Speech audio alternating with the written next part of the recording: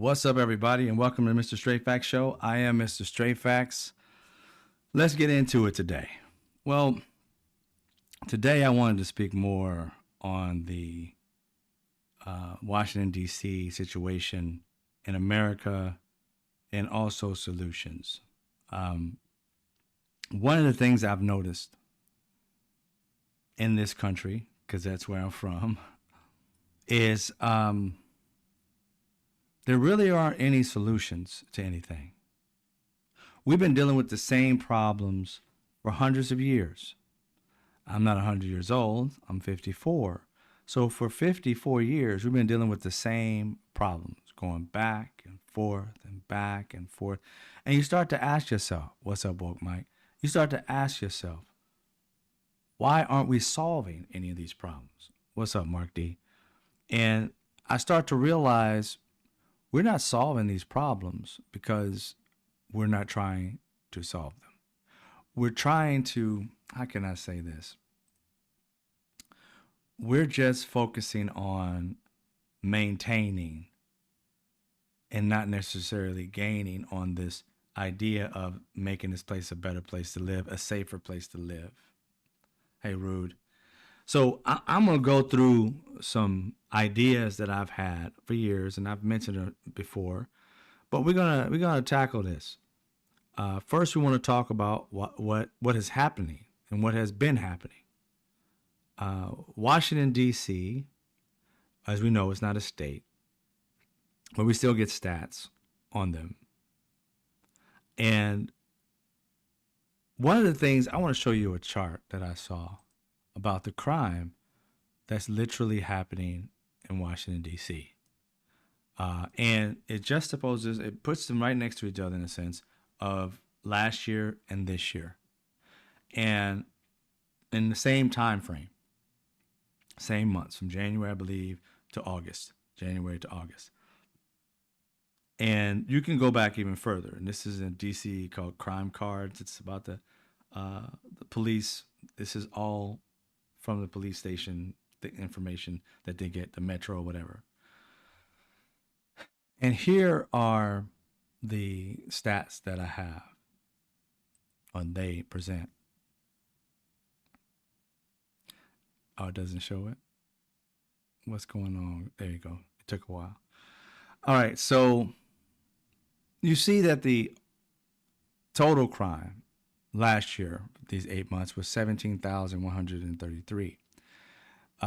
You look at this year, it is 15,873. It looks like it's down to me, right?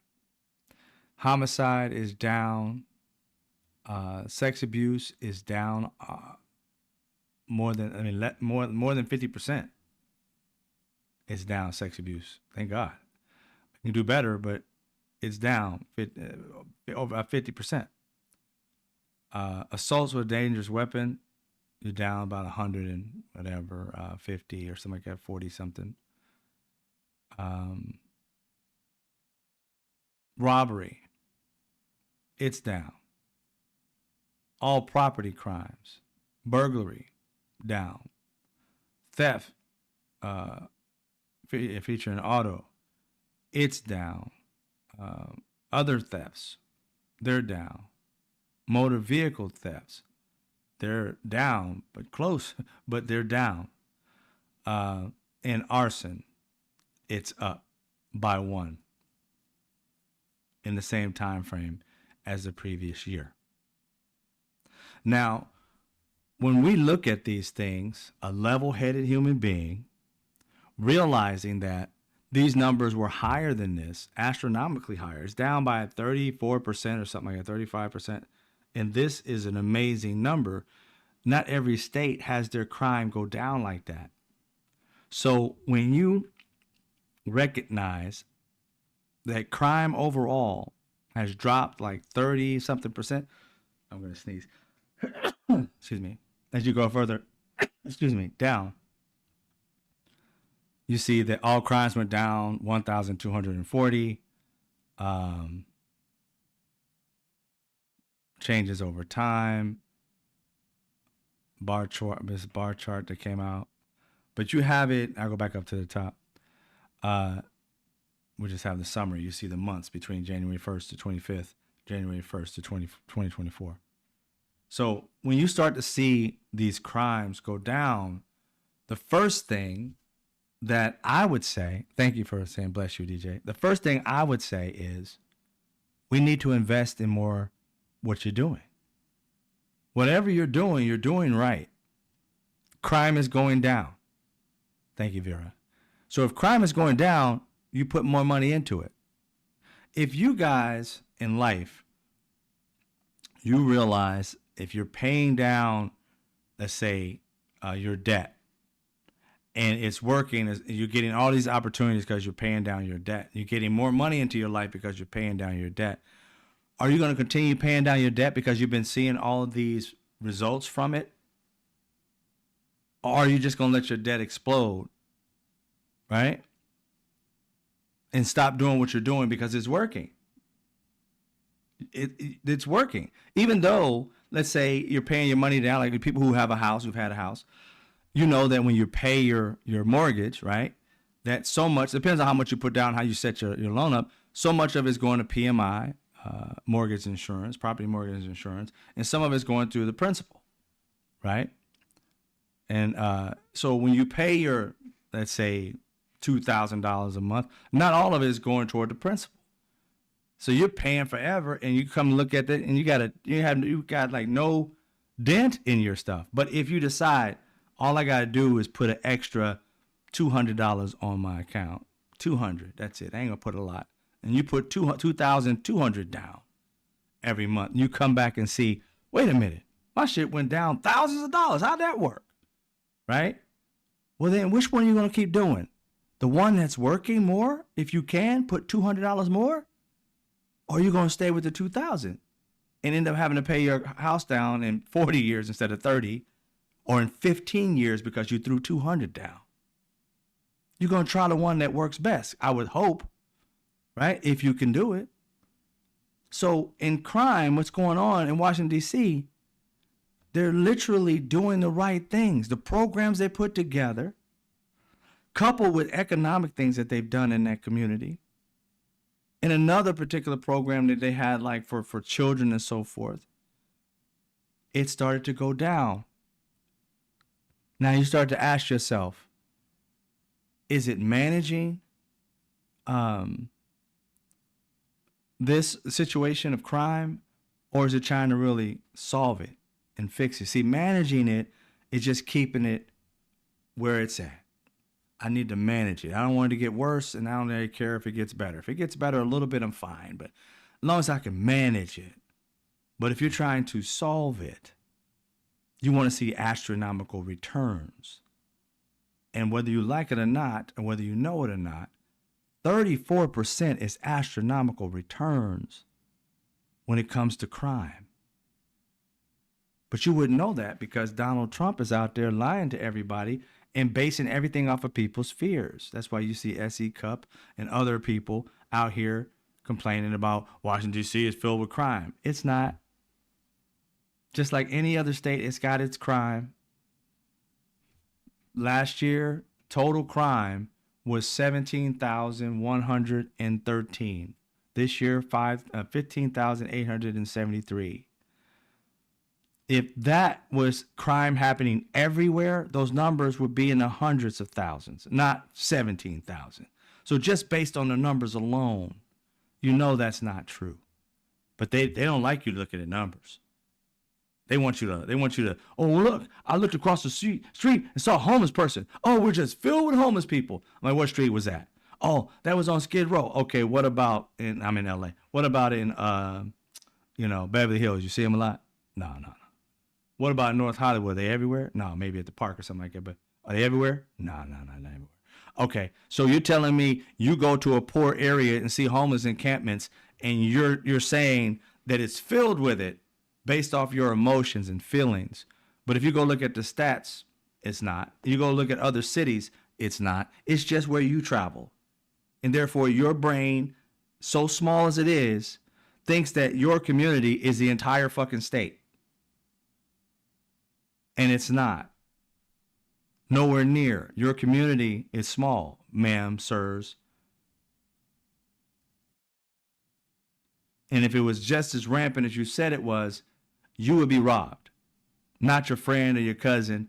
Everybody would get robbed. It'd be an everyday affair. At least you got robbed once a day, once a week, once a month. You went a whole year without getting robbed, and all of a sudden, crime is just so rampant. It's really not. Nobody's saying that crime can't get better. See, people like to go on the extremes. If you see crime in your neighborhood, you want to sit there and say, let's, like in Donald Trump, throw more police out there and it's going to get better. And then all of a sudden the police come there and they're always there. And then you start to see, wait a minute, it hasn't gotten better. I still see crime over there. Why? Because in that particular community, that's what they got. You got to find the root cause of why the crime is happening. It's about hunger, not having opportunities, having family and have to take care of your babies, having to do what you got to do to get by. Is it right that they're doing this? No. But is it an option when you have nothing? Yes. So how do you solve that problem? You make it so that there are opportunity and jobs near that community so that they can get those and be able to have a better life. Arresting them does nothing, because then that person going out to steal the food and do whatever he got to do to bring food home, that means he's gone, and the family that he's trying to provide for by any means necessary is hungry. So what does that mean? That one of the kids that got to step up and go rob something to get some food. They ain't gonna just sit there and die in their home of starvation. See, it comes from people who don't give a fuck about people, because when you break it down, if you cared about people, you would see. That's what they're going through. They're going through struggles, and everybody can get it. Nobody's exempt. Rich people, poor people, human beings. I'm not saying that people should be committing crimes. That's not it. That's too much of a simple summation of what I'm talking about. I'm just saying is, if you're talking about shoplifting, if you're talking about getting something and selling it so that you can feed your families, those are crimes of survival. To harm people on purpose, that's a whole different other thing. But products and services and bread and food, money, we have to understand that there are some people in this country who are just horrible human beings, and you can't reach them. But then there's others, and I believe that's the majority of them, and I could be wrong, but in my life, I've witnessed that. It's more about there's some issue going on, and they're doing survival. And if they got opportunity, whether it be going through being a rapper, a dancer, a singer, or whatever, they don't partake in that anymore because they had opportunity. Well, what if we provided more than just getting out as a rapper? What if we provided more of getting out as an entrepreneur and not necessarily always having to get out? How about creating opportunities so that they can stay in and build within the community and make the community a lot better than it used to be by providing jobs and opportunities within their communities or nearby, therefore lifting up the community economically and therefore giving people opportunities to have living wage jobs. Therefore, crime would lower because people wouldn't have to resort to starvation mode, to survival mode. And there's ways to go about that. There's ways to go about it. And that's what I've been focusing on today. And you start to see, again, throughout all these different crimes that these people are, and I'm not talking about like the ones that are really bad and murder and sex abuse and all that, but the crimes of theft, of those types of things. People are trying to survive, and I'm not excusing it. They need to go to jail and serve their time, but it's about what is left when they come back. What is left? When you think about what Donald Trump is talking about, you better understand that what Donald Trump and his minions are talking about is maintaining or managing crime in a reality show type of way. See, what you see for these people, oh, I see them doing this and I see them arresting people, but you don't see whether that person's innocent or guilty of what the crime is. It's a perception. If I'm told to go out there and just get black and brown people, make sure you record it. Doesn't matter if they're innocent or guilty. Just throw it on camera and you see a black and brown person get arrested. Throw them in jail. You don't have to record the fact that you let them go 5 minutes later because you miscalculated who the fuck they were. They already got their shot and they already got a part of society believing that it's effective. That's managing crime. In other words, the perception, the political perception of doing something. And that's what Donald Trump is doing, politically showing you that he's trying to manage or solve crime, but he's not. If crime is already down astronomically for a state, 35% or something like that is way more than most states are having. So if that's the case, wouldn't you want to make this a model and say, you know what? We need to start investing more money in how you guys are doing it. What's the programs that are working? Well, we got this program, this and this. Okay, how much is in that? Oh, we do the, 10 million, 15 million. Okay, all right. Government's gonna match that. The 10 million, we're gonna put 10 million in it. See what you can do with that. Get back to us by next year. See if you can lower crime. Oh, and if it does better, like 60%, oh, let's put 50 million in there. Let's go. You want to succeed, right? But that's not their point. It's not about success. It's about control. They want you to think they're doing something. And therefore, they start making it look like crime is rising, even though it's not. Do you know that in Washington, D.C., a lot of the programs that have been working to lower crime, the government stopped funding those programs? So if you find a program that's working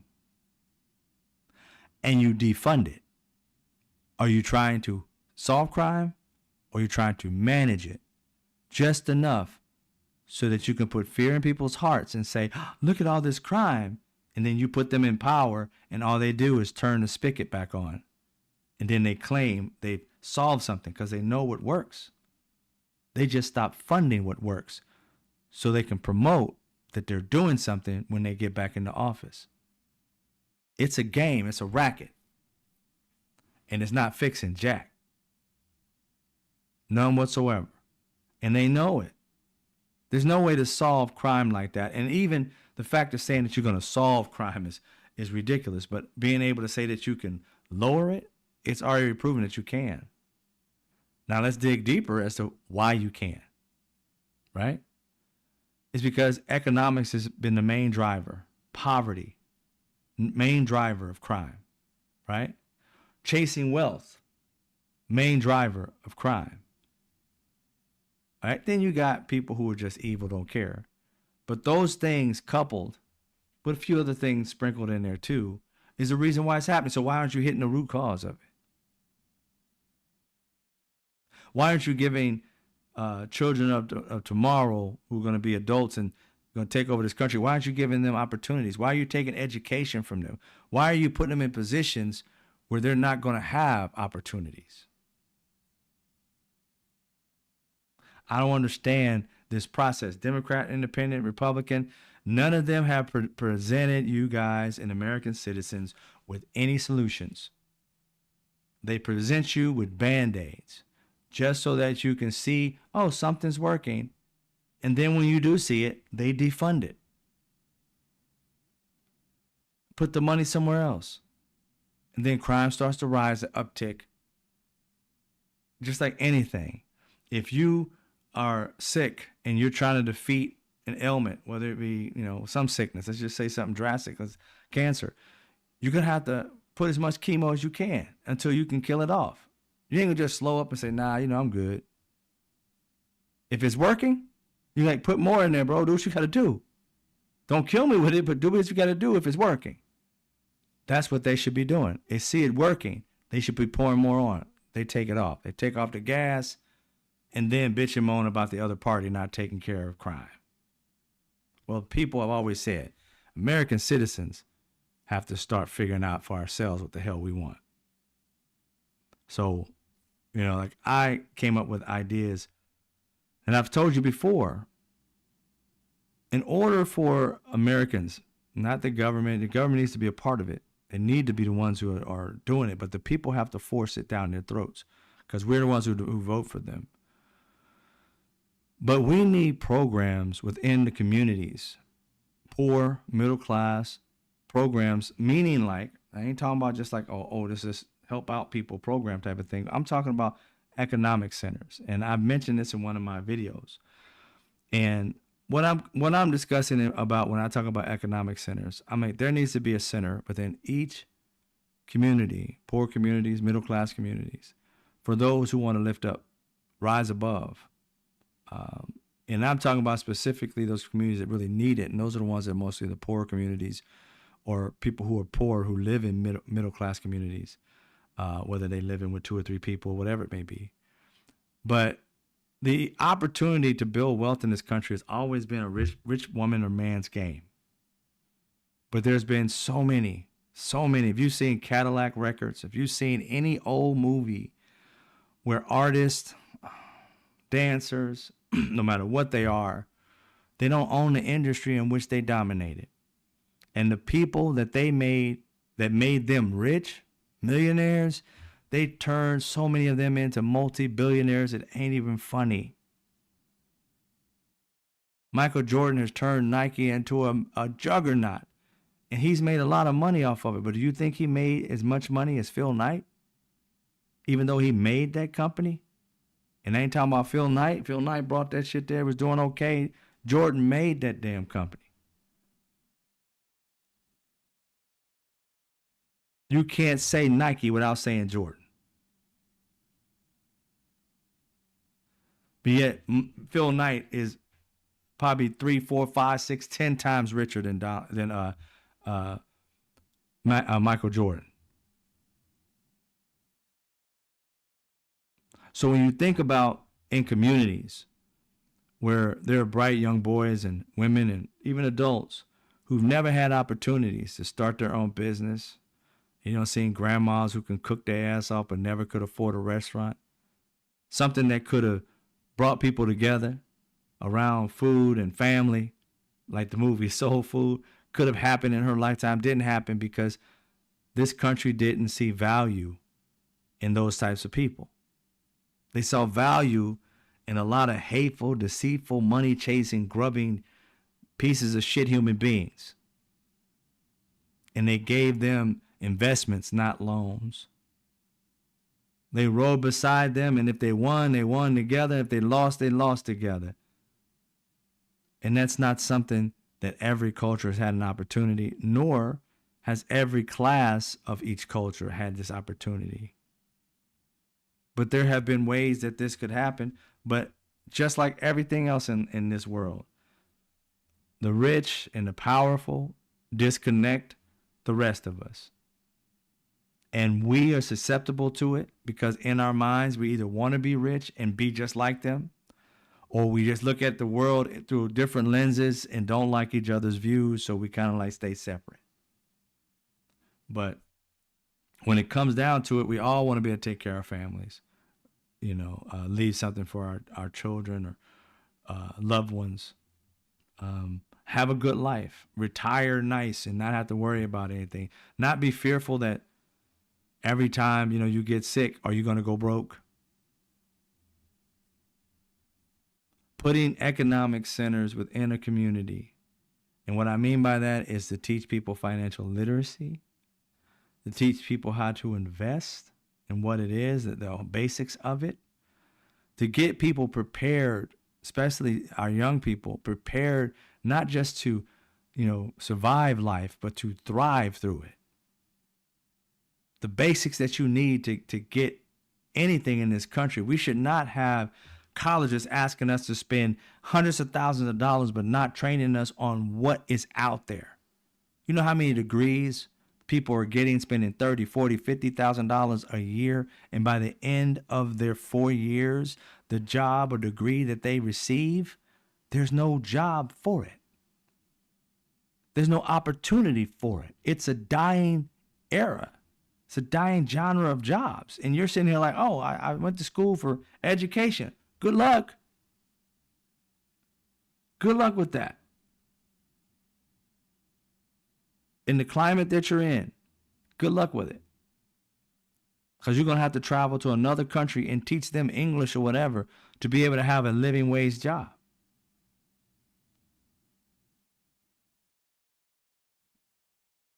Learning about finances as a young person lets children understand how to invest even when they're young, and how to manage money and how to have a healthy relationship with money and economics. These are the things that we should have learned as a child. It should not be the rich and mighty that were taught this. It should be all of us. That way you have a choice if you want a better life or not. You have a choice of whether, I can make it as an entrepreneur as opposed to going to college. You would have some kind of guide, a map on life. But no, the majority of us didn't have a map on life. We just had to start adulting, figuring it out. While families that were given these economic opportunities and educations that we didn't have are hitting the ground sprinting. And here we are learning how to crawl economically after spending and getting in debt, many of us, $100,000 or more. We're crawling on how to get out of it. Get a job and pay it down. If you keep that job, almost every person I know who got a college education and came out with debt had to freeze their debt for a while just to survive, postpone their payments. And that goes even for trade schools people went to, ITT Tech and all these other places, them too.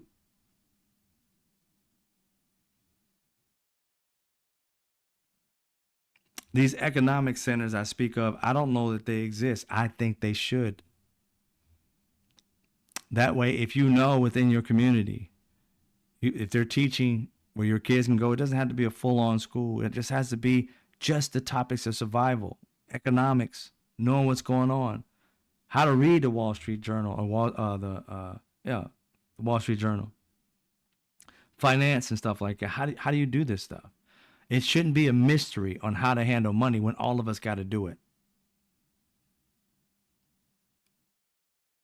So having opportunities, it's not going to be that everybody's going to take it up. Some people are going to continue doing what they do, crime and all that. They're going to continue doing that. Nobody's saying to stop the police. The policing can be there, and the programs could be there, but this economic one needs to be in the mix. Because when you learn about finances and how to have a healthy relationship with money, things start to get better for you. You have a better vision on what it is you want and how you can do it. You better understand what insurance is for and how you can borrow off of insurance and how you can get 401k and get a loan from yourself to start a business with low interest or no interest if you can pay it back in a certain amount of time. Different things that give you a leg up in life, many people never learn. And not because people are in that situation stupid or nothing. It's just that life never crossed your mind because it never happened to you.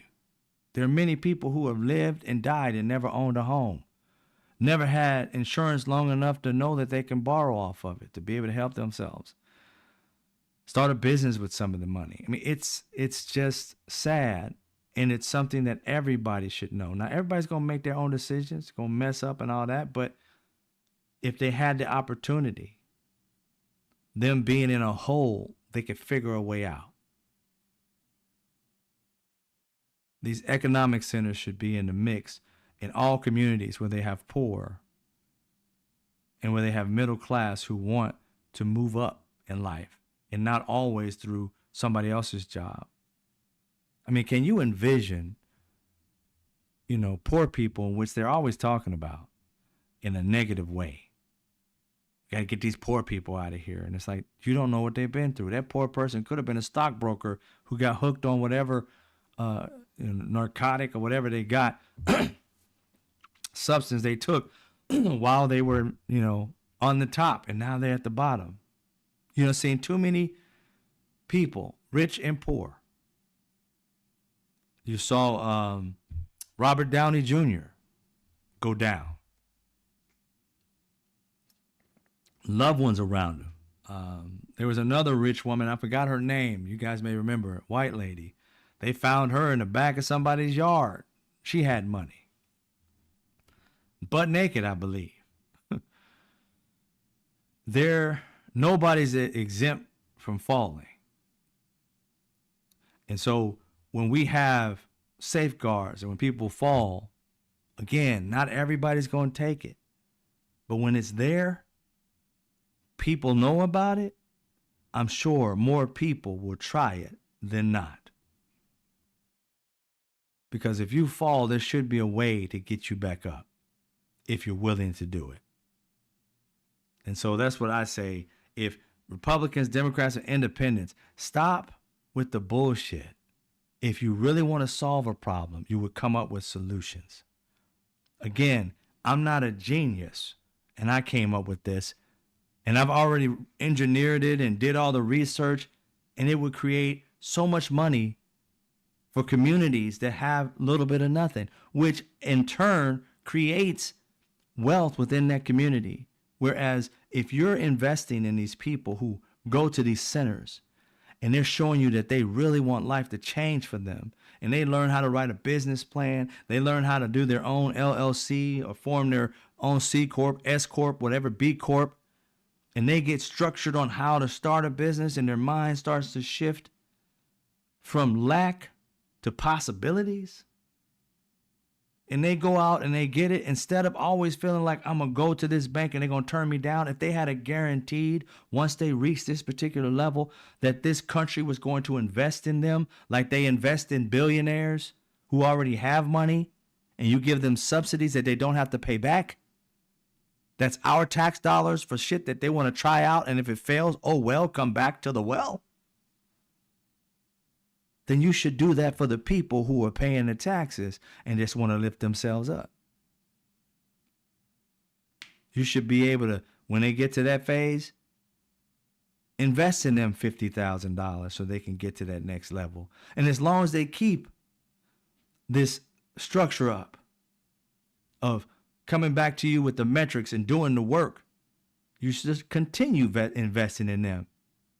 And if they become large and they're hiring people all throughout their community and giving them living wage jobs where they're buying back their own community at the same time, then it's a win, because you're bringing up property value. You're creating wealth in the community. They're paying more taxes. There's more money to be had. And when that community is already lifted, you can move on to the next one and the next one and the next one. As you continue to do this, you can go around this country and lift up all the areas that are downtrodden. But you don't want it. They don't want that. America, do you want it?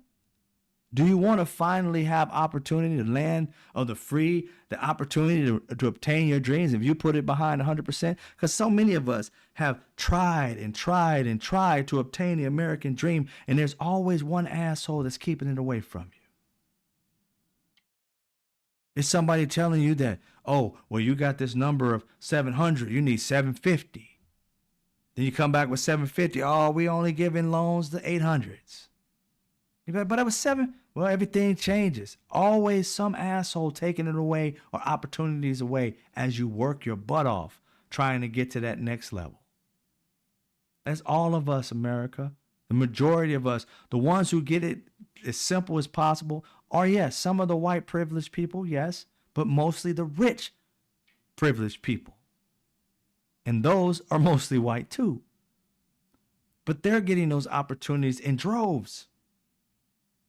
Did you know in the VC companies, the venture capitalist companies, that over 90% of the funds that they spend to create wealth amongst people are given to white men?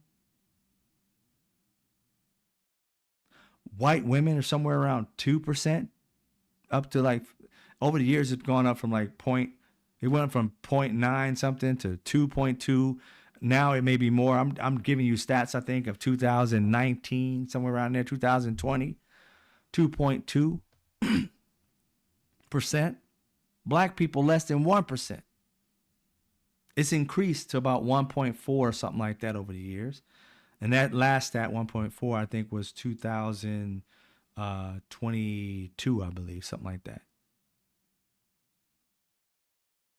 When you see that the rich are not really investing in and creating wealth amongst the middle class and poor, and specifically black, brown, and white women, then how do you ever try and bridge that gap and create opportunities, not only for you, but for those behind you? It's hard. Damn near impossible, and the system's designed that way. And it's going to take American citizens to say, fuck off, billionaires. We got this. We got this. We're going to start investing in helping people who are down below, that we love their product, as long as they have that mentality of lifting up the people in their community. Then the people can help that particular business grow and also increase our own investments for our own retirements in the future. That's the new wave that should start happening. Investing in smaller companies to create bigger companies, as long as they have commitment to help the people. That right there works. But you don't see that happening because too many people are competitive. They want other people to fail so they can rise. You're going to rise as much work you put into it. You're not going to all come out with the same amount of money. It's going to be people who are going to burn the midnight oil, and they're going to get a lot. And there's going to be some who just like, you know what, I just want to get by. And they're going to have that. Neither one is wrong. I'm just saying it doesn't change the game. It just changed the heart of it all. It gives it a heart, to be honest, because most of this shit is heartless. So that's one of the things that I think of solutions. Thank you very much, Follow on Fire, for the $10. How did so many people that are one flat tire away from financial disaster vote for a party that's only solution for them is to get a second job? I can't understand the appeal. Neither can I.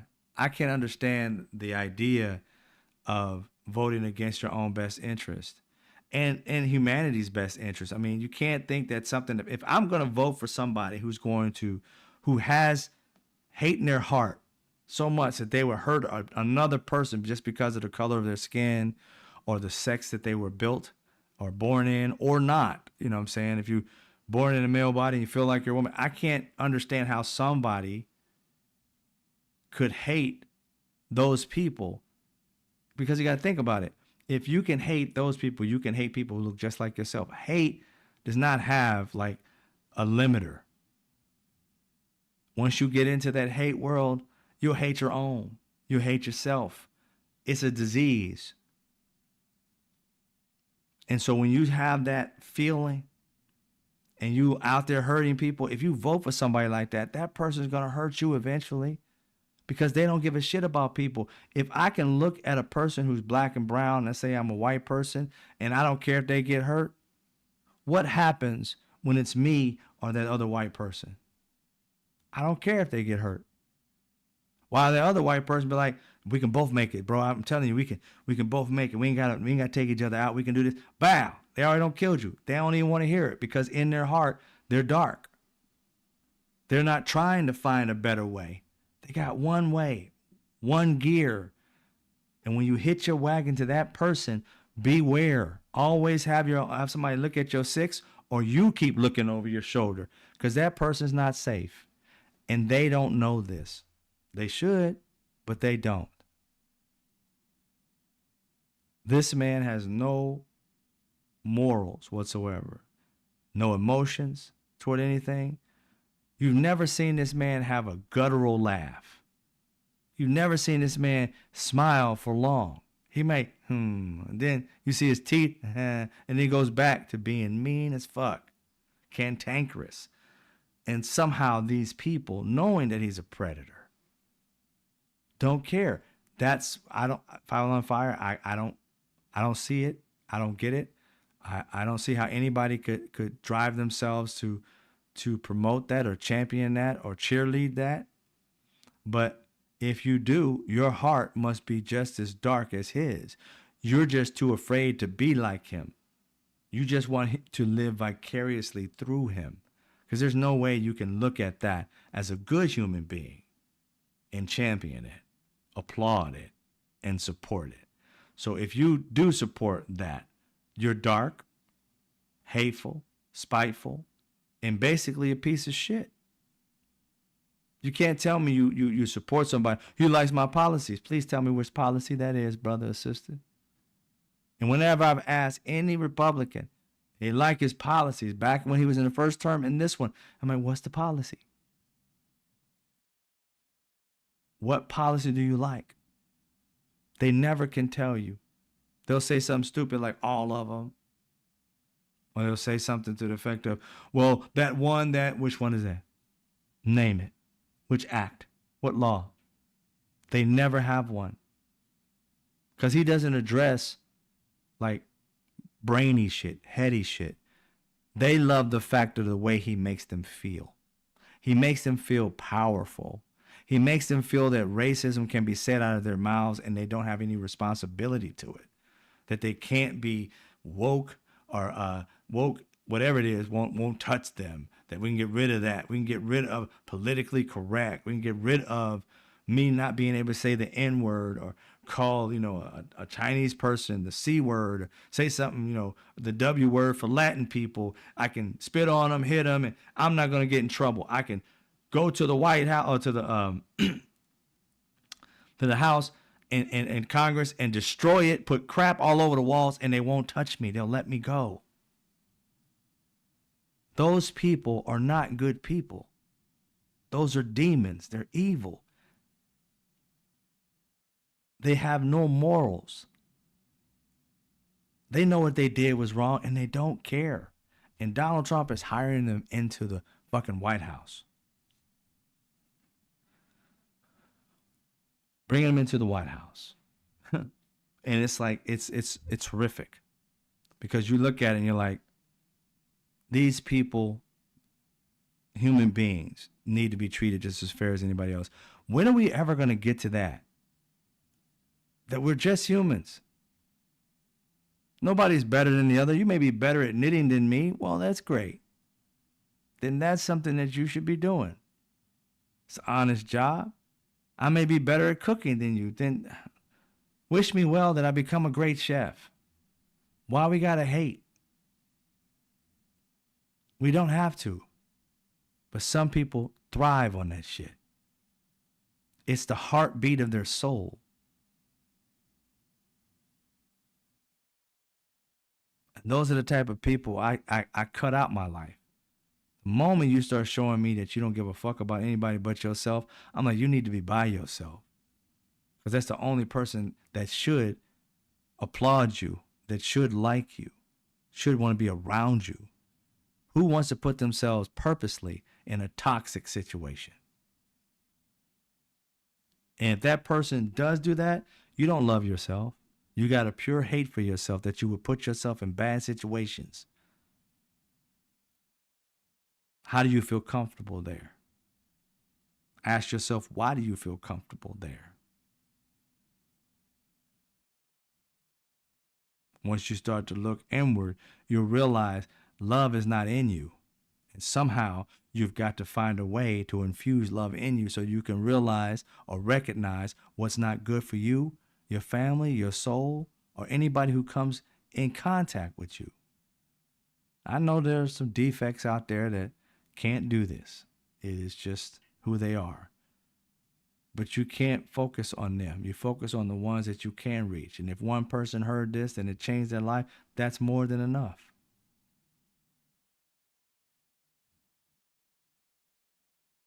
We have to be a country focused on, or people focused on, solutions and stop being so focused on fighting each other over what we agree and what we don't agree. I understand.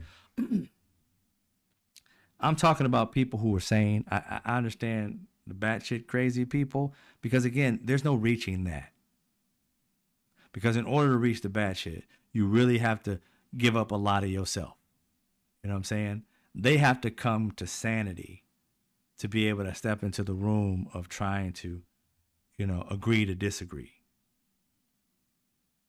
It doesn't make sense to, no disrespect for those who are mentally ill, medication and working on it, prayers go up to you. But the idea of trying to work out problems with somebody who can't determine whether a problem is a problem is just insanity.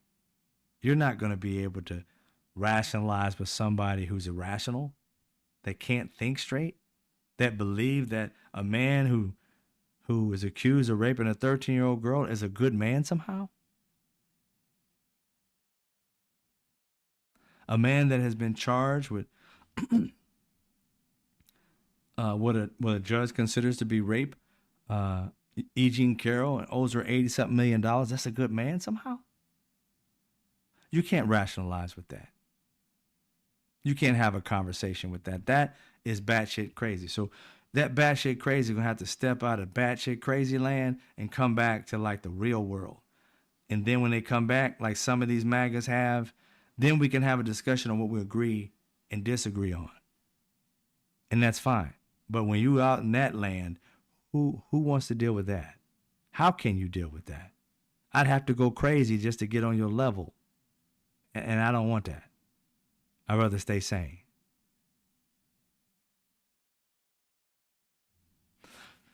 So those are the things that I think we can work on as a people. We have to ask our senators and congressmen and women.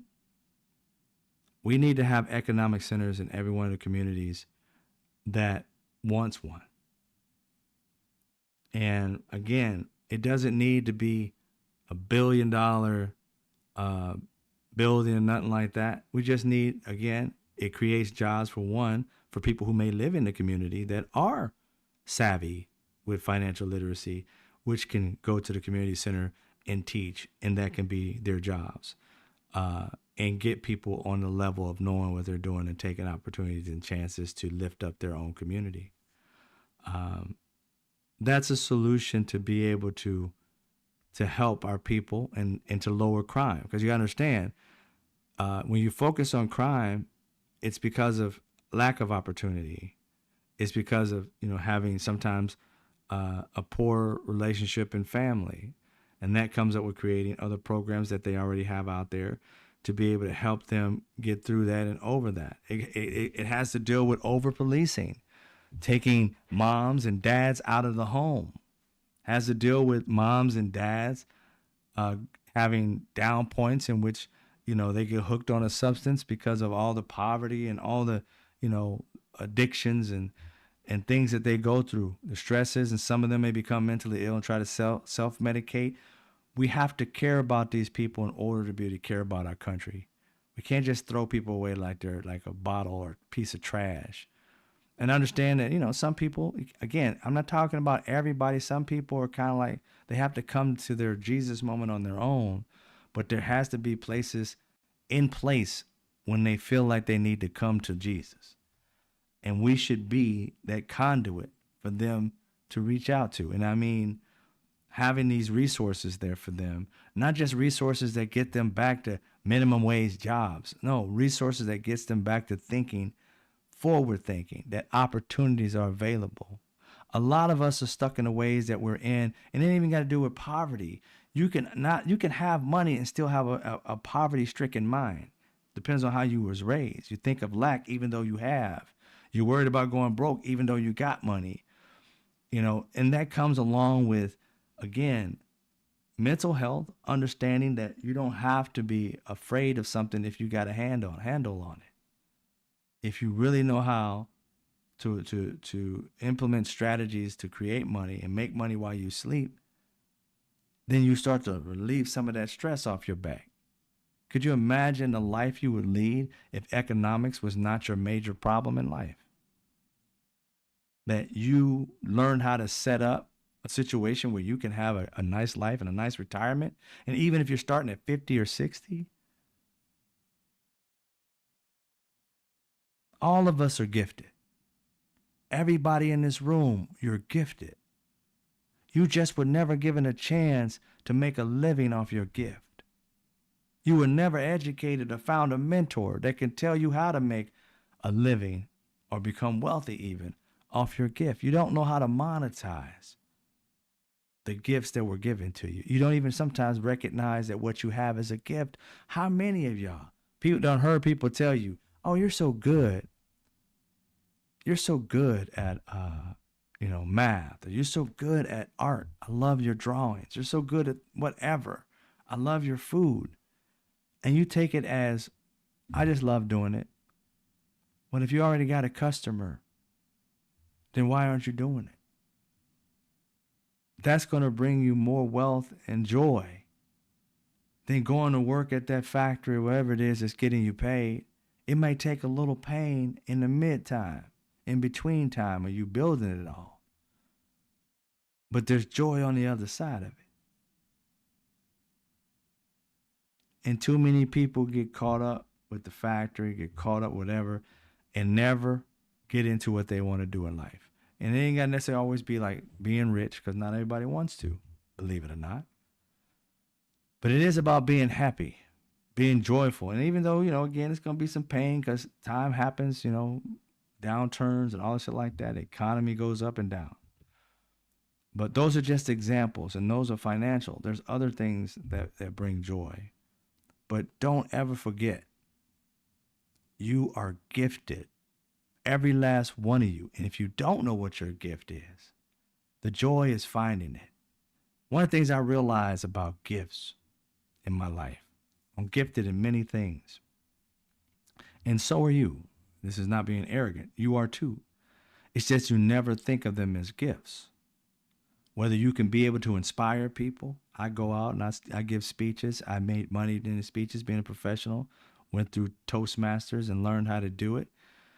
And that's a gift of mine, to inspire. Even though I was just going to learn how to pitch reality shows. I was doing that for a while. But when I started, I went for one reason. And when I left, I learned another gift that I had. I was shaking when I was speaking to people. I was scared. I got into Toastmasters and man, I never looked back. I unlocked a gift in me. And that's the thing. Many people don't know the gifts they have because you stayed in the same cycle your entire life.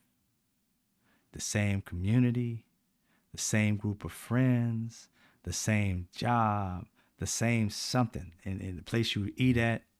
But when you take yourself away from that community and adapt to another community or even try something new, like either, skydiving or race car driving or scuba diving or whatever it may be, I want you to know something, that each time you do something you've never done before, when you come back home, you're born anew. You're no longer the same person you were before you tried that thing. Now that you've added that to your repertoire, you don't have to be a pro at it. You've changed yourself. The physics of your body has changed. You use a muscle that you probably never used before trying something, or you rarely used before. When you come back, it's not only experience that's changed you. Your whole makeup has changed. Your whole belief of what you can and cannot do changes. You try something that you think you're scared of doing. I don't care if you've never been on a roller coaster or you jumped off a mountain on a bungee cord or whatever it may have been. When you come back, you're no longer the person you were before. All these things add up to build something inside of you and oftentimes unlock something inside of you. Doing something like jumping off a bungee cord, you just unlocked fear. And so when you have a fear of something and then all of a sudden you realize, I jumped off the side of a mountain, boy, ain't nothing scaring me. And now that thing you want to pitch to somebody, you can reach into yourself and find that person who dove off a cliff and survived. And you're able to have this extra strength that you didn't know you had because you never proved to yourself you could do it. You never proved to yourself that you was brave enough until that moment. And that moment will be with you until the day you die. Whenever you do something else, you can draw back on how afraid and how fearful you were and how you survived it and how you were like, why was I scared? I had everything in place. It teaches you a lot more than you think. And so you start to build yourself up and become a better person, a stronger person. And so when you start to see other fears, fear of, of snakes, a fear of speaking in public, a fear of singing in public, when you start to go through those things, you've unlocked something in you and you changed your whole makeup. And now you're born new. Nobody can tell you nothing. And when you have that type of confidence, there's really nothing that can tear you down but you. So if you do things you've never done before, you'll start to unlock things that were meant for you. If you never skateboarded and then you go out and you find out, dude, I'm fucking excellent at skateboarding. I'm a natural. Somebody who teaches you is like, he's a natural. You never knew it because you never tried it. And what that does is unlock something else inside of you every time, which allows you to start realizing these gifts I have are not just circumstance, they're meant for me. Now, how do I use these things to seek where I'm supposed to be? You know what I mean? So then you start to realize that if you reach out and learn new things and open up new horizons, you start to expand your horizons. Start to see that there's really nothing that you can't do, that you want to do. You don't want to do this, you don't want to do that. That ain't something that's for you. But whatever you want to do, you can do it. And you start to put value on it. Too many of us devalue how brilliant we are at what we do. You think that everybody can do what you do. They cannot. I'm going to say it again. Not everybody you know can do what you do. You say, oh, I can bake a cake. You can bake a cake. I'm like, yeah, but you put a different ingredient in yours and mine, and yours don't taste the same. I got a sweet potato pie that tastes like something, and I put whatever, lemon juice in it. You do something else, and both of them taste good, and both of us can sell our pies, and both of us can have a good life by doing so. There is no limit. What you are, your makeup, what makes you is different than me, even though we're making the same thing. My gift, my vision, my taste buds, all different than you. That makes you individual like a snowflake, and quit putting it that I am just like you. I'm not. I am a gifted person. You are a gifted person. And we're not competing. We complement each other. You just never hear that. We're always dog eat dog trying to fight each other and destroy each other. And I want to be on the top and you be on the bottom. You can't take away what is meant for me. But I can take it away by not doing it. I can always take away what is meant for me if I never have the guts to do what is meant for me. Get past the fear that has been holding me back from what's meant for me. That fear of speaking in public, had I not faced that fear, I wouldn't have been able to get on the other side of it and speak in front of thousands of people. With confidence, knowing what I'm talking about. Ooh, about to sneeze again. There are things in you, I promise you, you haven't unlocked yet. Because the things you fear the most are the things that you're supposed to tackle that unlocks the best in you, the brilliant part of you. And ask yourself, why do I fear it? It's an evil spirit trying to keep you from your blessing. And you just fear it. It has put a limiter on you. If you take that limiter off and face that fear, I promise you on the other side, it's going to unlock something in you that you had no idea you were brilliant at. Some of us are afraid of success. It's a lot of responsibility. I don't want to have that. I just want to be cool and relax. That's really not supposed to be your choice. If you believe that you were created by something bigger than you, that thing wanted you to be the steward for them, to help your brothers and sisters in this world get into a better position. I'm meant to be here to inspire people. If I shut my mouth, I'm not doing what my God gave me. I'm slighting him. He gave me life. And I turned around and gave him the finger. He gave me a gift. And I told him no thanks. Because it's hard. Because it's scary. That's what you're tasked with. To face that fear so you can find your blessing. And once you find your blessing, your job is to share that blessing. Because after all, you're not here just for you. You're not even just here just for you and your family. You're here for those that ever cross your path to be blessed by your presence and your gift, and vice versa. If you ever stop and talk to a homeless person, I guarantee you'll leave with a blessing. Because once y'all brought together, you'll start to talk about things that'll amaze you. And I guarantee you, many of these homeless people have so much wisdom in the life they done led and the things they done saw, the things that they survived. It's a blessing for you to sit there and learn that. Because again, once you leave that homeless person, both of y'all are born anew. You're not the same person you were minutes before you stopped. Who wants to stop being blessed? Who wants to stop being their best? Who wants to stop learning? I find you somebody who wants that. They want to just die. Because again, if you're not continuing to grow, just like anything, just like a plant, the most basic living thing on the earth, stop watering it. Stop the rain coming. Let the sun don't shine. It dies. That's the same as me and you. No knowledge put inside of us, we start to die. Food, nourishment, we start to die. Who is looking forward to say, I'm ready to go? Most of us are here to draw in the sun and the water and the rain, and that's us. Every last one of us is feeding each other, sustaining one another. As I put out there about the lies of this society and the things that are going on and that people hate more than they love and all these things that I get mad about, the reason I'm mad at it is because I love people too much to go through the pain. I'm warning you. I'm the crier. I'm the town crier. I'm ringing the fucking bell. Ding, ding, ding. Beware. If I didn't give a fuck about you, I'd have my mouth closed.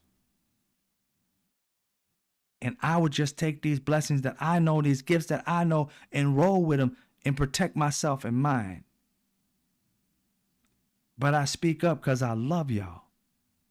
I don't have to be family with you. You are family, whether you like it or not. This world is so fucked up. All we care about is what came out of us and what decided to stick with us. But those who are around us are still our family. The human beings. When people attack us, that's when we gather together. 9/11, we were cool for a short time. Never forget.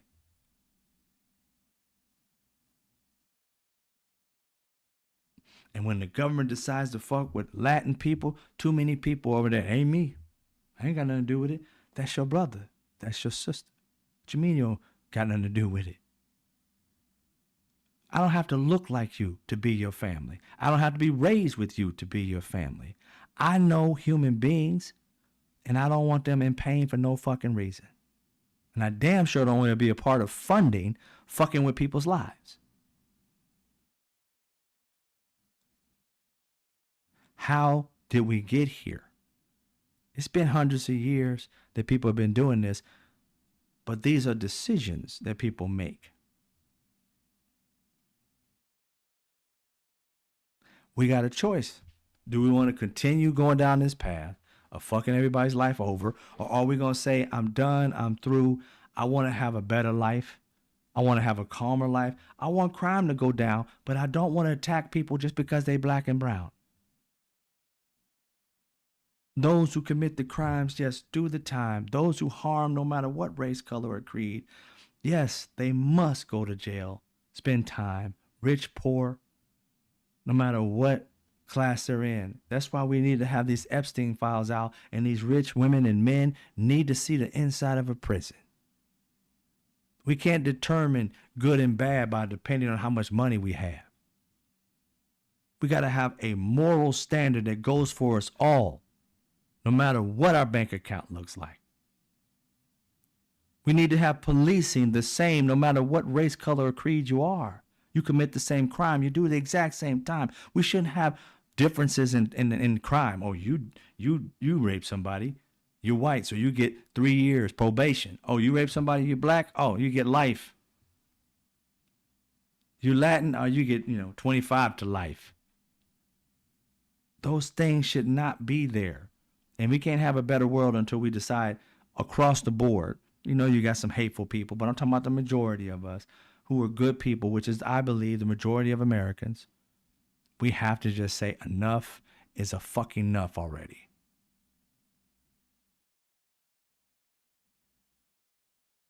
We need to do that.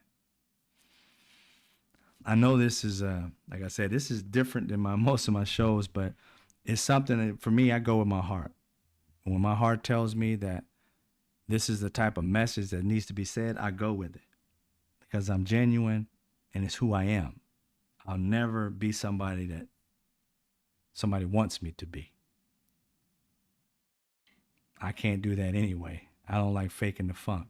Today on my heart, I felt like people need the message of we need some sense of unity. The good people, the psycho people, fuck them. I'm tired of even measuring or even talking about them, to be quite honest. But we do have to be aware of what they're doing. We do have to call out what they're doing because we have to divide ourselves, or at least determine that we're not like them. That people who are out there can see that there are good people that aren't going to take the bullshit, and there are strong people that are going to fight for it with their words and with their actions. That's what I do and why I do it.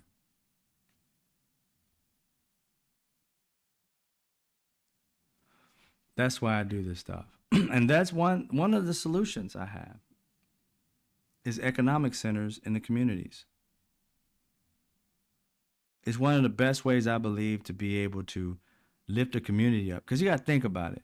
Most of the times when they're talking about lifting up a community, they're gentrifying it. They go in, they build businesses and everything like that. They try to seem humane by leaving 10% of maybe a property, if you're lucky, maybe 3 to 5% if you're not, of the property that they're building, to say, oh, well, we'll keep that as low income. And then the rest of it, and then you got to be put on some kind of lottery to be able to live in a community that you was probably raised up in. But they'll come in and spend billions of dollars fixing it up and kicking you out. And I've always said, if you really gave a damn about people, instead of building multi-million and billion-dollar places for millionaires who already got one home, you're building it so they can build another home. And it's like, wait a minute, you mean to tell me you got 300-something million people in this country and you're going to go gentrify a community so that you can kick them out and displace them and bring in millionaires and billionaires who are buying a second, third, fourth, fifth home just so they can live and have a good time and go to, if it's downtown, go party and everything like that. And it remains empty like 90% of the time of the year. While you got people in the community who need a home and can't get one because you don't kick them out their community. I said the best way to keep a community and build it for the people is you got to invest in the people first so that the people can build up their community and buy back the properties so that they can lift up the community. When you have pride in your community, you do the best you can. Most people ask, like, why? Like, Donald Trump had a little thing back in the 80s or whatever. He drove by the projects. He's like, said something to the effect of, I don't know how those people live like that. You think they want to live like that? No, he knew better. He knew that there's no economic opportunities being in those communities. He knew that millionaires and the government is not funding to fix the roads over there. They're taking that money and putting it in their communities. Even though this community is paying taxes for their area, they're still not getting the funding. So if the community that they're paying this taxes and shit into, if you're not building up the poor communities, how are they supposed to lift up? They're just going to get by. And you know that. They know that. So the only way for you to be able to lift a community without gentrifying it, kicking them out and keeping them there, is to be able to invest in the people. How do you do that? Well, millionaires, billionaires, people of that nature. One, economic centers for the community can help out, give them opportunities to start have entrepreneurial opportunities to lift them up. They can start buying properties, giving them loans for homes at interest rates that are feasible for that particular area. But it also, for people who are rich and have some type of responsibility, like they say that they're for the people and they're liberals or whatever, put one of your companies near their community and hire from within the community. They have an industry or two or three where they can get living wage jobs at. Many of those brothers and sisters, no matter what race, color, and creed there are, will go apply for that job. You ever see a person who, I used to work in the industry, news and television, things like that. I remember I was working one year and we had a convention. I don't know if you ever heard of it. I don't remember the name actually of the convention. But at this convention, it was about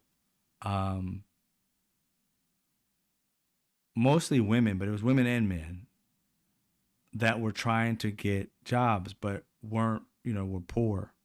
And so they would go to this convention that they had downtown LA where they could get up to 3 outfits to be able to wear on a job interview. And so they would come and we had to cover it. You talk about tears. Thinking about it even makes me want to cry. Tears coming out of their eyes and mine as I saw these women, mostly. Men too. I just saw fewer of them. Cry like a baby that they got something that's going to help them. Tell you how often they try to get a job, but they only got one dress or one outfit and they underdressed for it, didn't get the job. Didn't even get an opportunity. Got turned away sometimes by the way they were dressed to come for the job. That's all they had. Like I said, I like to go into people's minds instead of just listening, to people tell me I couldn't get the job, blah, blah, blah. I'm like, how would you feel? Knowing that you only got one outfit, knowing that your teeth ain't necessarily right, knowing that you done got yourself together, but the results of what I went through still lives on my body. Teeth missing, gums are not necessarily intact right, you know what I'm saying? Hair kind of frazzled, ain't got nobody to do your hair, you trying to do it yourself. The war that you've had with whatever substance is all over your face, and the clothes that you wear show what economic status you live at. And it's not acceptable at any job interview. But you have to gather yourself up and put everything you got to make yourself look good on. Still knowing it's not sufficient, but still going to that interview because you ain't got nothing left. It's the last resort. Every opportunity of trying to get a job is a last resort. And even though you may not look the part, you try to play it. And when you walk in, they tell you, no, just by the way you look, and turn you away. How do you think that person feels? Everything they thought they've done right, and they still can't get a break. That's the way people need to be looking at this, other than the fact that you don't look right, just take it out. You got to understand what it took for that sister to gather herself, knowing she done saw the mirror, and hoping that somebody sees beyond the way she looks and look more into the heart of the person and listen to what she has to say. Her journey and her story is priceless because she's an overcomer.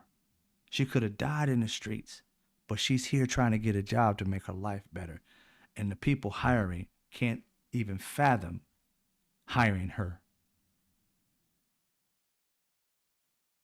That's a hard life. And we need to get those people back on the street. I mean, back on the street, off the street, but back into a job, back out there living life. If you got the opportunity and you don't fought your ass off to get back, then opportunity should be out there for you. Shouldn't be turning away people who don't fought so long, so hard to stay alive. So those economic centers should be there.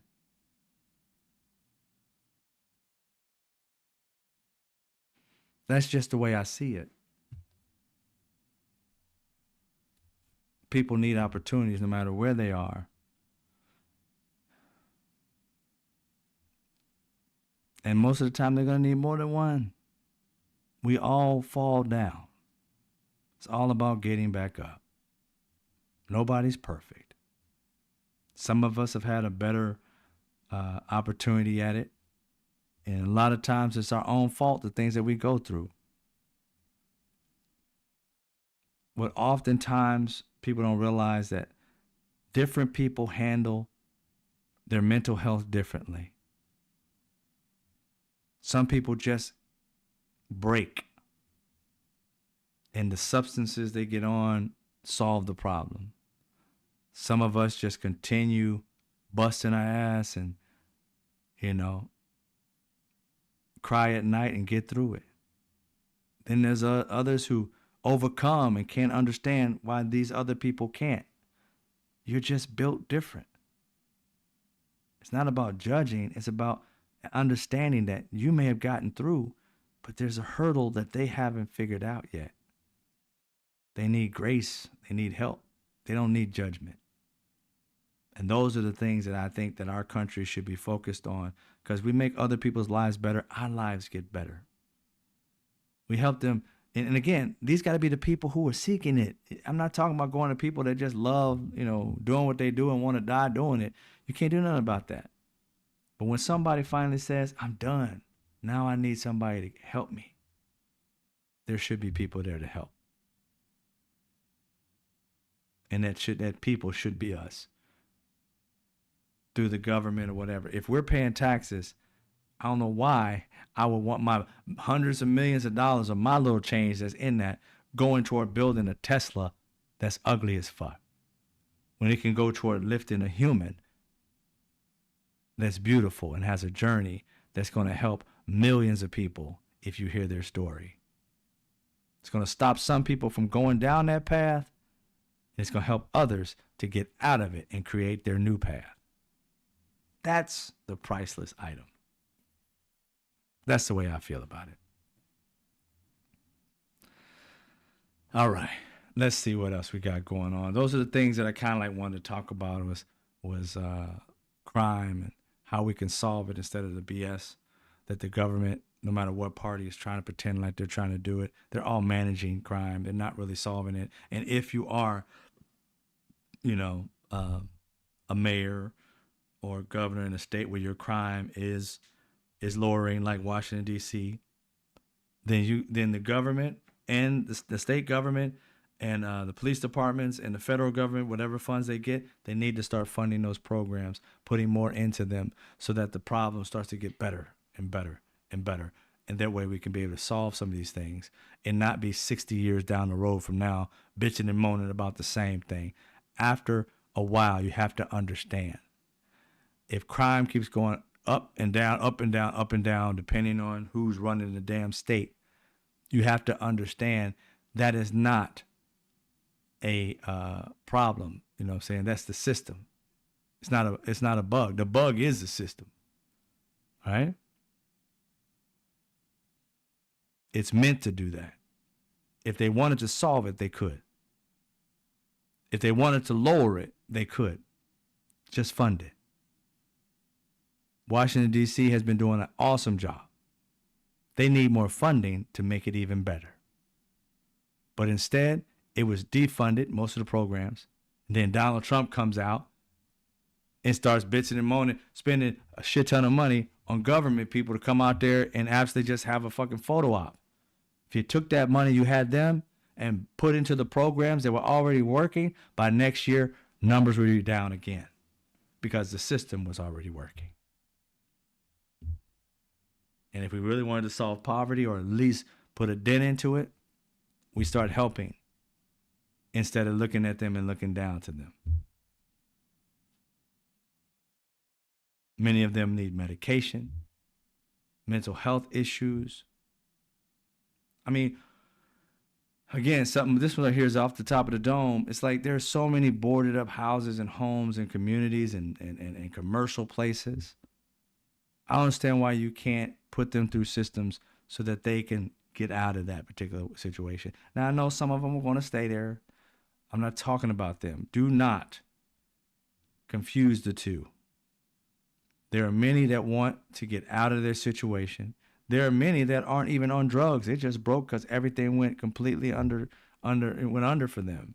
I remember many years ago here in L.A., in California, there's a very wealthy community out in Orange County, whatever it was.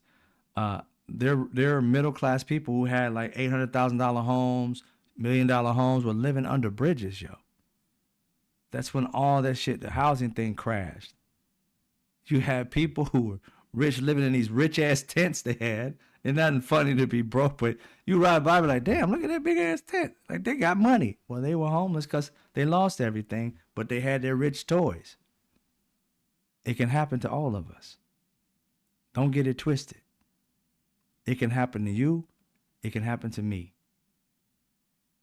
And why do we have to wait till we get in it to hope they have a program to help us out of it? When we should be the stewards to make sure those programs are there for our people. Whether you believe it or not, when you're walking past these people, they're part of your family. The human family, they're part of it. If you can care about people outside of your own family, I ain't saying not to care about them the same. You know, you love your daughter and your wife more. I get it. But I'm saying is that's somebody's child going through some shit. And you don't know how bad their parents were or good. You just don't know. But if you just don't care, it continues. I'm just saying.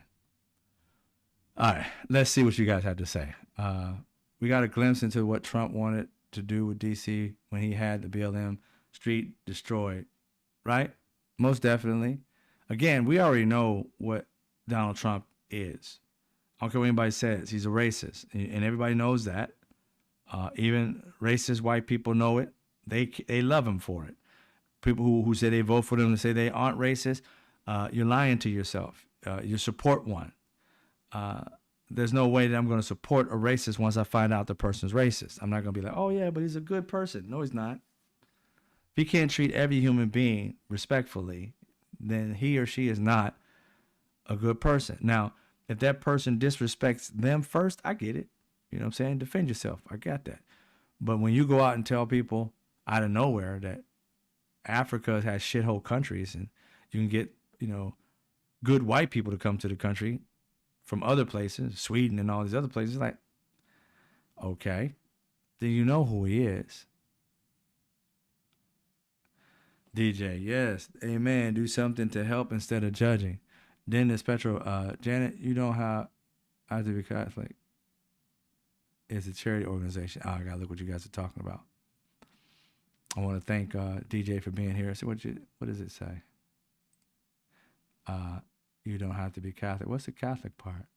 Though is a lush green. It was beautiful. I am thinking about moving to a better climate. Wisconsin, my asthma does not like it here. Housing is an issue too. Asthma can be crazy. I know later on in life, I would say probably like 30-ish, 35, 36. I didn't realize I was allergic to ragweed. Damn near killed me, yo. It's crazy. I was running. I couldn't breathe. I was like, yo, something's up. my chest is tight. And I kept running. I'm like, I'm breathing all hard. I'm like, man, I usually run more than this. I'm gonna be on mile 6. I'm like, I'm easy, cool until 10 miles. I'm straight, you know.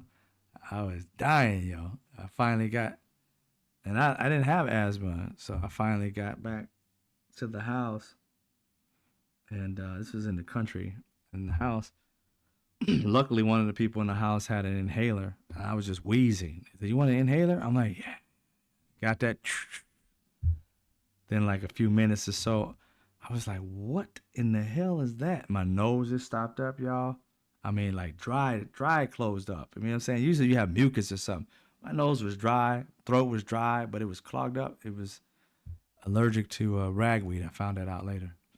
Boy, y'all don't want to be allergic to ragweed. That is no joke. Who is it? What's up, KB? All right. I want to thank everybody for being here. Rooted and Planet Janet, thank you. DJ, thank you for being here. Dennis, I appreciate you.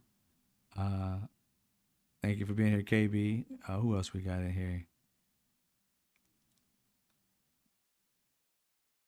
As we speak, Gentrification, Inglewood, Jay's Collectibles. It's not too far from me. 10 minutes north of Seattle. What's up, Michael McCullough? Rooted in the Planet Janet, I see you. Five on Fire. What's going on, brother? What does it say? That perspective is truly profound. No matter how bad my life gets, I know there's always people that have it worse. Perspective is everything. 100%. Uh, my cat is like my child, Rude. I know people think that it's stupid, but it is so important to me and my mental health. I wish they didn't make you choose. Uh, Now everybody has a right to believe what they want. I don't know what this. Don't care if I am homeless. I know this sounds stupid to some. My biggest concern is making sure my cat Noah has a good home and is taken care of. Homeless shelters don't take pets. Oh yeah. What's up, woke Mike? Vera, I tell folks that you can't get mad at politicians who complain about if you didn't vote, don't complain. Yeah, I say that often. You can complain all you want, but it don't even matter to me. I'm like, yo, it's just crazy. Um,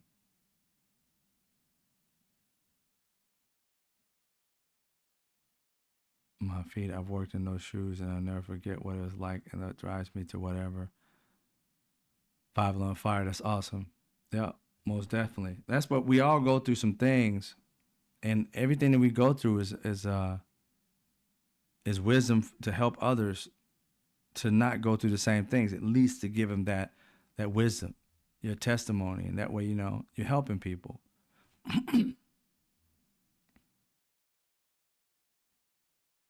I know I don't know about you, but it's fun to help people.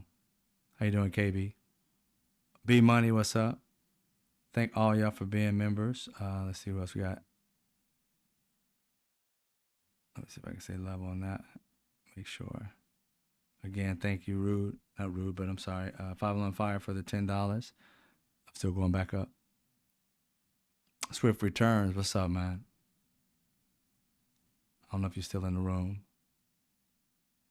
Let me see. Still trying to look it up. We can wait up. Kenneth, what's going on?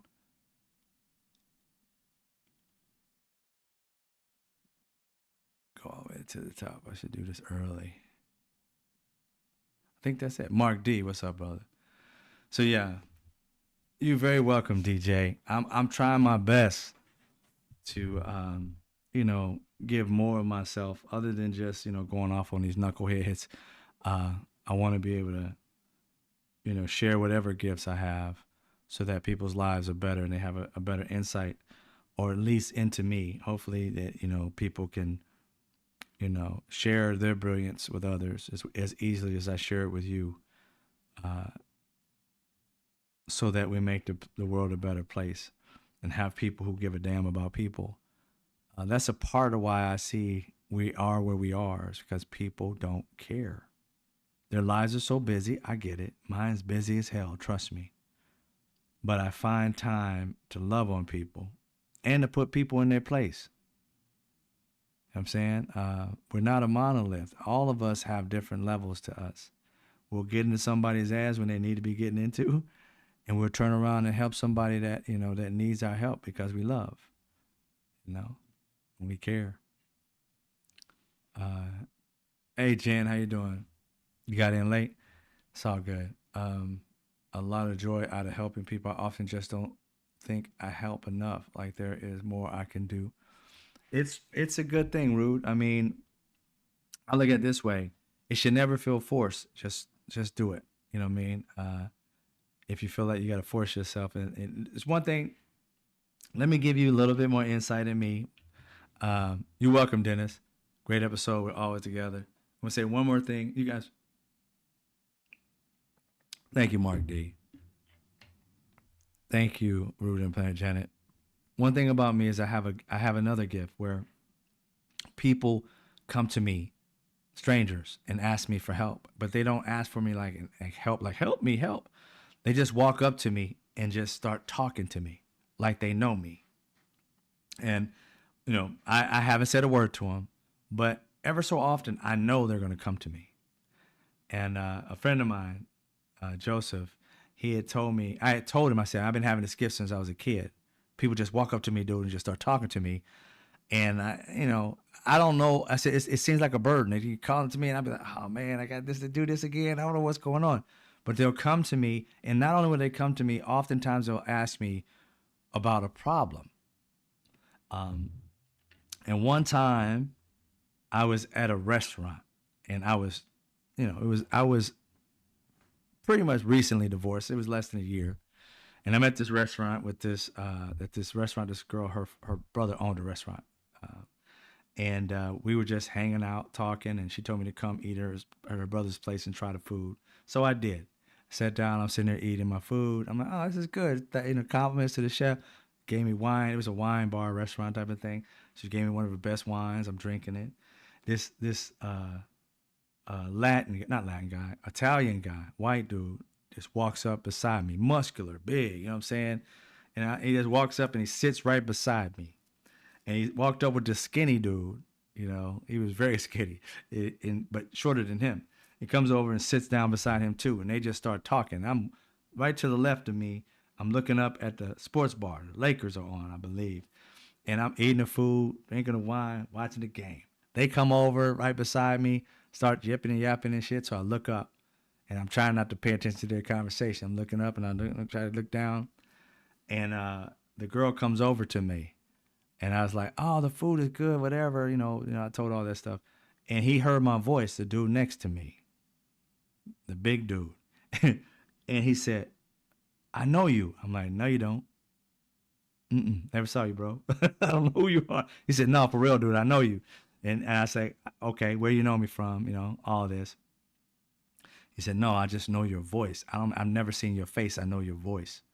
And I was like, at that point, I think my man is kind of off a little bit. So I'm like, you don't want to piss nobody off that's as big as a Mack truck. You know what I'm saying? And he wasn't fat. He was muscular. He's like Lou Ferrigno type of thing, but shorter. And so I'm sitting there like, oh, okay. All right. You heard my voice before. All right, man.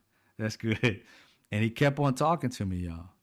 And he's like, man, I got to talk to you for a second. And he stands up. I'm sitting down, yo, in like one of those chairs at a bar type of thing, right? And he stands up and he gets all up in my space, like up in cheer. You know what I'm saying? All up in here. And I'm sitting there like, uh, what's going on, man? So you good? You good? You want me to get you a drink? He's like, nah, nah, man. I know you. Your voice. You're in my dreams. I was like, oh, damn. What the hell is this? So he said, you're in my dreams. He said, man, I have this dream and you're telling me what to do. And I said, well, what's going on with you, man? He said he went through a divorce or something like that. And I said, I feel bad for you, man. I went through one too recently. I've been, I've been through it. And he said, no, you keep telling me something. You have to tell me something. I'm like, dude, I don't know what you're talking about. He got angry. You know what I'm saying? And then I'm thinking, all right, I'm going to have to fight big dude. So I'm looking at vital points. I'm gonna kick him in his nuts. You know what I'm saying? I'm gonna bite him in the neck or something. I'm thinking of trying to get it out. I'm sitting there like, I got my knife right here, got my fork. I'm gonna have to go to work, chop him up. You know what I'm saying? I'm trying to think of outs and shit. I look at the girl that they invited me, and she's looking at me like, I don't know what's up with him. And I said, all right, man, sit down, chill. Let me think about it. Let me eat. You know what I'm saying? I think about that. So I started chopping up my food and praying, yo. I was like, God, I don't know what you brought this food next to me for. But whatever he wants, man, you better give me that answer. You know, we're going to have to do some things. And I sat there and I took my drink, and something told me after I prayed, just ask him what's wrong. And then I just asked him, I said, so, man, what's wrong? What's been going on? Told him about the divorce, how he got to a divorce. His wife cheated on him. He walked in the house and she was having sex with somebody else that he knew. And he was all hurt, and they ended up, asking for a divorce, and he still loved her and all this other stuff. And he was just down, man, just hurt. And I promise you, I don't remember everything I told this man, but I just started, giving him whatever God gave me, a conduit. And I started just loving on him and telling him, like this, you don't deserve this in terms of certain things and blah, blah, blah. I'm going on for like 5 minutes and telling him this stuff. And after that, this big dude cried and hugged me so hard.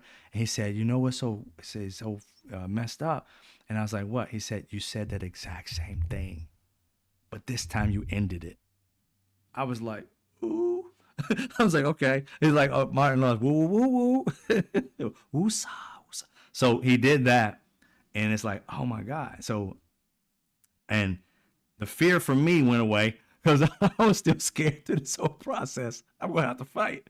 I guess two of them. The skinny one I got, I'm telling you, I sized them up like I was a military person. I'm like, there's an out, there's an out, there's an out. I got it in the neck, the throat. I got to get them. I'm sitting there thinking that. And he hugged me. He said, I got to go to the bathroom. Don't go anywhere. And by the time I came back, he went to the girl that I was talking to and told her to buy me a drink. So he bought me a beer. He said, keep them coming as long as he want them. And so he said, I don't care how much it costs, whatever. I said, nah, dude, that's good. One is fine. Thank you. Gave me a hug. He goes back to the bathroom. And then the young one, the skinny one, said to me, he said, how'd you do that? I said, do what? He said, how'd you do that? I don't understand what just happened. He said, I want to tell you one thing right now. I used to believe in God and no longer do. He said, but what I just saw, I don't get. And I said, I don't get it either, son. I'm going to tell you straight up. I said, it's only God that gave me that. I didn't know what I was talking about, son. I said, I just know out of my heart comes a gift that I don't know where it comes from, but it comes through me. I give the answers that sometimes I promise you I'm learning as I speak. But I'm speaking from my heart. That's all that's asked of me, is to speak from my heart. And I don't know if it's going to be right or wrong. That's where the fear comes from. I'm like, but just speak from your heart. And that's what I did. And I said, so he said, nah, man, there's something different in that. I said, okay, now I got another one. It's like, nah, bro. Yeah, that's what it is. I'm telling you, my whole life it's been like that. And he's like, then while he was gone, he said, the other guy's still gone. He goes, I'm 20-something years old, and I am a recovering drug addict. And he said, and what you just did is just, he said, I don't know if you have any advice for me. And again, just out of my heart, I was just started asking him, hey, what's going on? You know what I'm saying? He said, did this, did that, whatever. And he just kept, saying like, I can't believe it. And I said, man, just believe it. You got it in you too. Just share your heart with somebody. Tell them the truth. Be honest with them. And whatever's inside of you, if it's coming from a good place, it's more than likely going to be something that's going to help somebody. And then he said, can I hug you? I said, yeah. And he's like, I think I need to go back to church or something. I said, well, I don't go to church, no disrespect. Do what you want to do. But I do believe in God.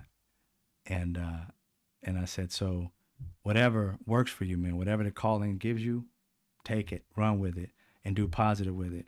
And I just gave love into him. I just told him stop, whatever he was doing with the drugs and stuff like that. And he, celebrating the fact that he's been, I guess, sober for a year. And he had this little chip or something he showed me. I think it was a year, it might have been two, whatever. And he gave me a hug. and cried to. And he sat down before his cousin came. And he said, man, he did it to me too. And he's like, how do you do this? I'm like, I don't. I said, don't look at me like that. You know what I'm saying? I am just a human being that just gave y'all love. And whatever you needed, thank your God for it. Thank the person that brought you here. Whoever sent you here that you believe, thank that person, because I didn't do anything but just speak. And and so that I learned that I have that. That's a gift that I have. That's painful at times, meaning like being a brat. Sometimes you don't want to do it. Sometimes it's scary and you want to say no. But when you step into it, it's always a blessing. And you always learn from the other people because they gave me a vision of what my God does for me when I care about other people. He helps me see people's life change. How often you get to see somebody's life transform in your eyes and you be the person that did it? That's rare. So now I think of them as a blessing when I can say something that makes somebody cry or say something that makes that person to say, I'm no longer going to commit suicide. Then that's a blessing for me. That's a gift to me too. So if you look at it that way, because you saved a life. I was just coming to eat a steak, bruh. I wasn't planning on saving a life. I wasn't planning on inspiring a life, but I stepped into it and I got blessed just as much as they did because it showed me that I am somebody and I'm here for everybody, right? And I'm not gonna be foolish and say everybody can do it, but that's the way my heart feels. If you just share your heart with people, and the reason I say this is because this gift that I have, I learned. My mom knows I had it. I used to do it for her when I was a child. But she would ask me, do that thing that you do for her because her friend or girlfriend was sad. And I had to tell her, I said, Mom, it doesn't work until the soul asks me for help. I can't go to the soul and just try to help it because I think it needs help. That's not good. Because if I walk into somebody's life and try and help them, they're not ready to receive it from me. They're waiting for that other person. That's how it works for me. It never works when I see somebody in pain. I try to help them with advice. I walk to people I see in pain with questions. How you doing, my brother? How you doing, my sister? And if they need me, they'll continue talking. And that's the gift. But me walking up to it, you know what? You need to speak to Jesus. You need to get the fuck away from me. That's the first thing they'll say. I'm like, oh, okay, my bad. That ain't the gift. That ain't the gift. Oh, okay, my bad. It only happens when the soul comes to me. And I didn't know what that was, but I told my friend that. He didn't believe me. And one day downtown LA, a homeless dude just walked right past us and he's like, see, I told you that shit don't work. What you talking about, man? You talking crazy. My homie is like forever pessimistic when I tell him shit. So, and then once we was walking, the homeless dude doubled back, came over, stopped me right in front of me and says, brother, I got to talk to you about something. It was two of us. He could have went to my homie, but he came to me and I knew he was coming because I said that dude was going to speak to me prior to him coming. He's like, whatever. And then he came over and I thought like, maybe I got it wrong. I don't know. And we took a couple steps and my man came around the corner, kind of shocked me a little bit. I'm like, hey. And then he just started telling me stuff. And we spoke for 40 minutes and said a prayer with each other before he went away. So and his life was interesting too, but I ain't going to go there. But anyway, I just share that with you because we all have different gifts. I told you we're all brilliant. It's not just me. It is you too. And you got your gift. I can never be brilliant at being you. And you can never be brilliant at being me. But we can venture upon our gifts of being brilliant and make a better life for me and a better life for you by sharing it. It's like you seek your passions, you'll find your purpose, right? Seek your passions. Whatever makes you passionate, it'll unlock your purpose. And once you find your purpose, create a service. Because your purpose is meant to serve others, not to keep for yourself. You serve others with your purpose, and then you shall be rewarded with money, happiness, joy, whatever it is that you put a value on your purpose. It'll start coming to you. And more people want to come to you because it's genuine. It's not fake. It's not a grift. It is who you are. And people want to be around people that lift them, that make them better, that offers them gems that improve their lives or makes them aware of what not to do in life. And that's when you know why you're here. And you do more of it, your life changes. All right, ladies and gentlemen, that's enough. I don't say it enough. I know y'all be like, boy, go to sleep. Just sitting here enjoying listening and reading your comments. You are blessed. Thank you, Nina. I appreciate you. I think some people are connected than others.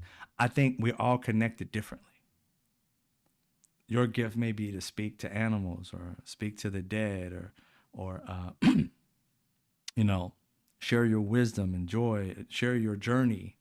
A lot of us keep our journeys to ourselves because you're either ashamed of some things or you're not exactly where you want to be. I always tell people, share what you've got already, because you never know what life you're going to change. You never know who's going to change your life when they hear your story. Your life is meant to be shared so that everybody around you that comes across your path, it's not about knowing everything you do. They take gems from you that makes their life better. You live on forever through people, through the wisdom that you share with them. There'll be people for eternity will say some of the words that come out of your mouth to improve their own life. And if you had never shared those words of wisdom, their grandchildren would have never heard that phrase, because it was you that needed to tell her that so that her child could use that to have a better life. So always share what you go through. Not just because you're just bravado, it's because you're trying to change people's lives and your own. All right. Good night, Rude.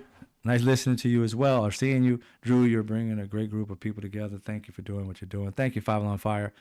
Thank you, Rude Interplanet, Janet, Nina, everybody, bro. I enjoy your testimony, big bro. Thank you, Vera. You guys have a good night. Y'all be safe. And you know how it is. You can support the show any way you can. I appreciate it. And I'll see you when I see you. Take care.